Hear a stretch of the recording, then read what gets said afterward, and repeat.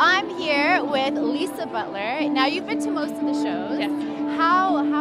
What's your impression on it all? What do you think? Well, spring always carries a different, feel than the fall shows. It's a bit more lively.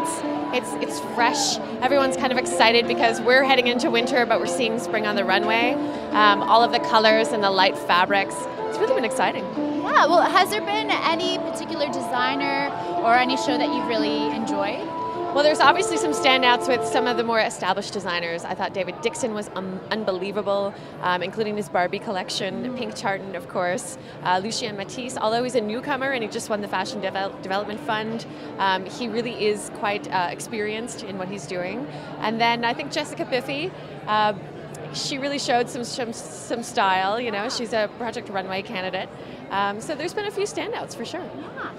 I know you're really in the fashion community. You know, you've established a name for yourself. Can you tell me a little bit more about what it is that you're doing? Well, the FList, flist.ca, is a website devoted to Canadian fashion, to raising awareness about Canadian designers, creating a community around Canadian fashion, and trying to support the Canadian fashion industry by letting people know where to find Canadian designers in retail. So we not only have designer profiles, but we also feature sort of sales and retail events going on in your city all across Canada, cover news and fashion events in Canada. And I think it's kind of been an industry that's underserved in many ways. Even the big magazines, while they do cover Canadian fashion, it's a much smaller part of what their editorial is all about.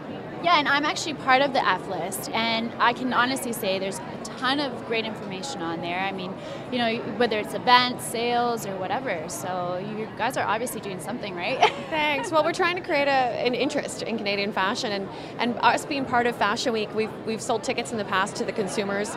We've always, sent out our daily runway recaps, and I think that's kind of generated some active participation by some of the bigger media to start covering Canadian fashion as well. So, little by little, we're trying to make our way. For sure. Now, I'm loving your outfit. Thank you. Is this by a Canadian designer by any chance? Maybe it is. It's Evan Bedell. Oh, really? I figured. I thought it might. Yeah. The signature hoodie. Yes.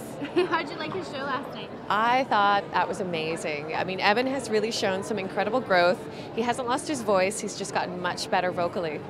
Yeah, we actually had a chance to talk to him last night. He seems to have a lot to say, so it was great. Well, he's exciting. I mean, for someone to kind of put a stamp on the ground and, a stake in the ground and say, this is who I am, and keep that going, but still find a way to mature the collection and add menswear to the collection that was real menswear, like actually things that guys could wear, not just get undressed with.